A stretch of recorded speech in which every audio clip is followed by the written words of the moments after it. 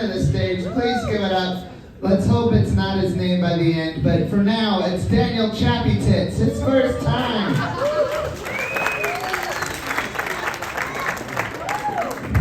What's up, everybody? I'm not changing my fucking name. So, I was taking a stroll through Salt Lake City the other day, and I walked past this homeless guy, and he's like, "Hey man, you got any change?" And I was just honest with him. I was like, "Sorry, bro, I don't carry cash on me," which is true. He's like, "Hey, no worries, bro. I actually got Venmo. You got Venmo?" I was like, "God damn, times are changing. Next thing you know, they're gonna have fucking houses too." I actually work with the homeless though. I do security at homeless shelters. That's not a joke. I spend most of my time at the Men's Resource Center, if anybody knows where that's at. Hell yeah. So, shit at the men's shelter has been weird recently, man. They call it a self-identifying shelter, which is super dope, super progressive and shit. The staff is not the hugest fan of this policy though, because it means no matter who you are, what you identify as, you can come in and be like, "Hey, what's up? I'm a fucking dude. Can I get a bed?" And they'll have to be like, "Yes, of course."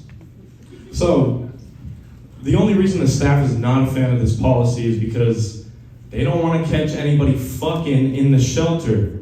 And you might be thinking, okay, well, like, let's be realistic. How often is that shit happening? Just a few weeks ago, this is a true story. On camera, so there was this dude and this girl staying at the men's shelter. The girl got in because she was like, "Hey, I'm a fucking dude." She did that whole thing. And they got caught on camera. This woman was stone cold, sucking this dude's dick in the middle of the dorm in front of like 30 plus people who were all just trying to sleep.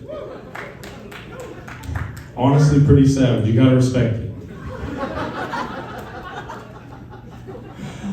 And so I come back to work a few days later. I wasn't there when this happened. So my coworkers were filling me in on what happened that day.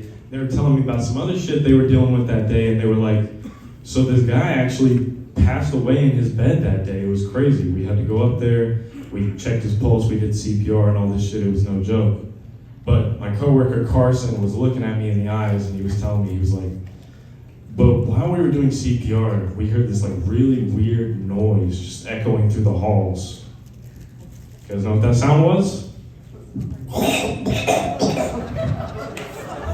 So obviously both of them got kicked out of the shelter for that.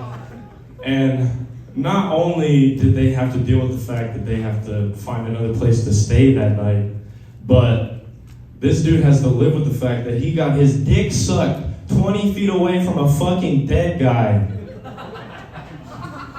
And that's my time, thank you. I'm still not fucking changing my name. Daniel, Mr. Daniel Chappy Tits. Hell yeah. I don't want